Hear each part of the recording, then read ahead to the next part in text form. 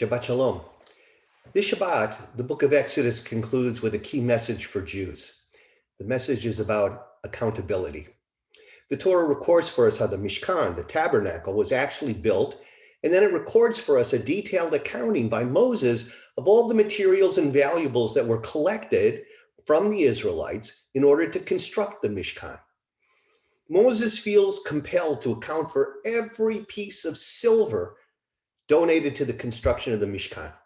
And when he finds the books don't balance, he is terror-stricken until he remembers that the missing amount of silver that was contributed was used to manufacture the hooks that held the curtains of the tabernacle upright and taut. Only then is he relieved, and his leadership role is again justified and secure.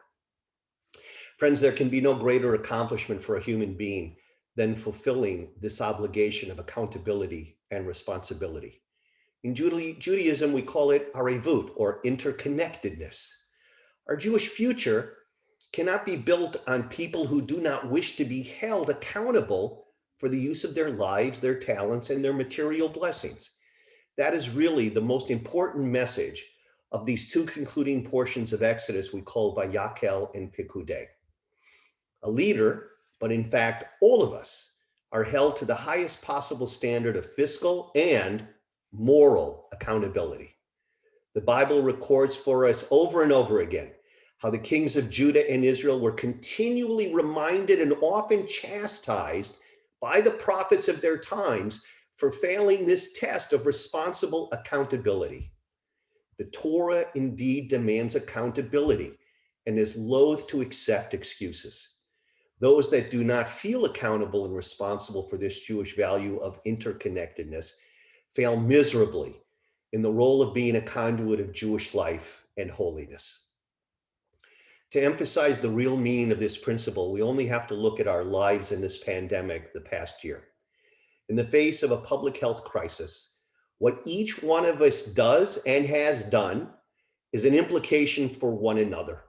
To use another midrashic example from our rabbis, we are all aware that we cannot drill a hole under only our seat in a boat without it sinking for everyone. And that remains the case as we move through the life of this pandemic.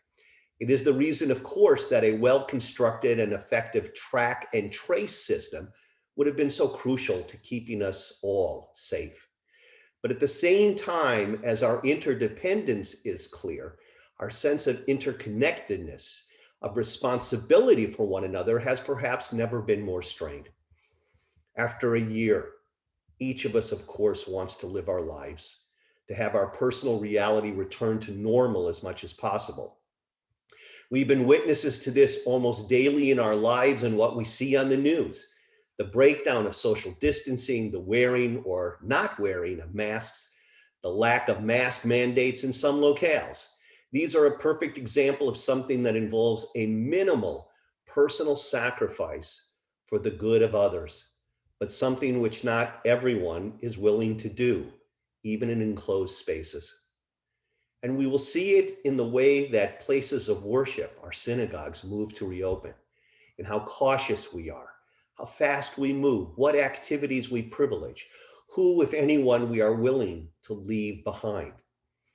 Fundamental to our Jewish approach to reopening has to be this core idea of arevut, the idea that each of us is bound into covenantal relationship, not only with God, but with everyone else too, a web of billions of connections. Even in the face of the pressures each of us has personally encountered, we remain utterly responsible for one another. Hard as it is, after a year of this, it cannot be that only our individual Jewish life or needs matter. We must be diligent to our principle of arevut. We must remember that each of us is indeed responsible, accountable, and interdependent upon every other person. I pray that you all have a Shabbat Shalom.